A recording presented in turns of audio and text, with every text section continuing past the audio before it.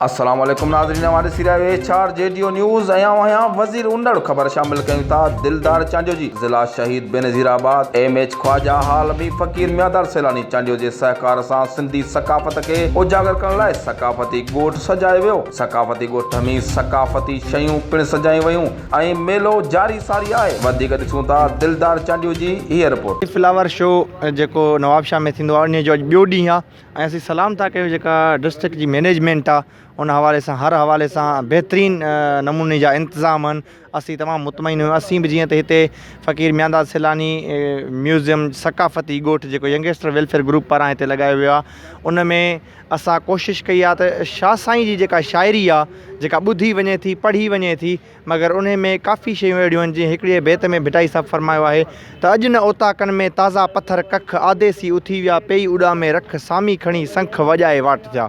हाणे संख छा आहे त अहिड़ो साज़ हिते असां मौजूदु कयो आहे। जा अहिड़े ई नमूने सां काफ़ी अहिड़ियूं शयूं आहिनि जेके लतीफ़ सरकार पंहिंजे शेर में ॻायूं आहिनि, मगर असां ॿुधूं था मगर उन जो मुशाहिदो न आहे कयल। त उहो मुशाहिदे जे लाइ असां लतीफ़ साईं जी ॿोली खे आसान करण जे लाइ माण्हुनि ताईं उहो पैगाम पहुचाइण जे लाइ हिते पहुता आहियूं ऐं अल्हम्दुलिल्लाह ॾाढो सुठे नमूने सां दोस्त मुतमइन थियनि पिया ऐं असांजे ख़ुशी जहिड़ी ॻाल्हि आहे जो असांजे नवाबशाह में अहिड़ो इवेंट थिए पियो ऐं अहिड़ियूं शयूं प्रोमोट थियनि पियूं जिन खे हींअर उन्हनि जी जाइ ते काफ़ी जदीद शयूं उन्हनि जी जाइ वालारे वियूं आहिनि। त असांजी इहा कोशिशि आहे त पंहिंजी सिंधी सकाफ़त खे ज़िंदा रखूं, लतीफ़ साईं जी शाइरी खे ज़िंदा रखूं, लतीफ़ जे पैगाम खे तमामु माण्हुनि ताईं पहुचायूं। साईं सदाई करी में ते सिंध सुकार दोस्त मीठा दिल ता आली सब बात करी जीअं त जेको आहे उहो तव्हां ॾिसी रहिया आहियो त यंगस्टर वेलफेयर ग्रुप काज़ी अहमद जे तरफ़ां सूफ़ी म्यादार चांडियो जो ॻोठ जे हिकु सिंधी सकाफ़ती ॻोठ जेको आहे उहो ठाहियो आहे, जंहिंमें असां न्यू जनरेशन जेकी आहे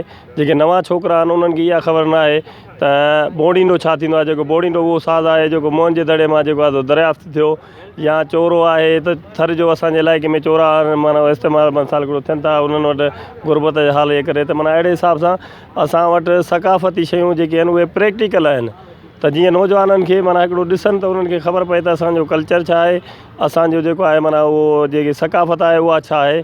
असांजे में त अजरक आहे त नौजवाननि खां तव्हां पुछंदे त बाबा तव्हांजी सकाफ़त कहिड़ी आहे, त अॼुकल्ह नौजवान ॿुधाईंदो त बसि अजरक ऐं टोपी।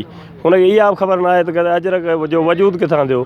अजरक जो वजूद जेको आहे उहो मोहन जे दड़े खां थियो ऐं बादशाह जेके हुया उन्हनि जे मोहरूं हुयूं जेके हिन ते लॻल आहिनि उहे वक़्तनि लॻाईंदा रहंदा हुया जेको एज़ाज़ तौरु पाराईंदा हुया। हिते जेके यंगस्टर वेलफेयर ग्रुप तरफ़ां ही सिंधी सकाफ़ती मेलो जंहिंमें हिते फ्लावर शो में हिसो वरितो वियो ऐं असां पंहिंजो सिंधी सकाफ़ती ॻोठ ठाहियो आहे।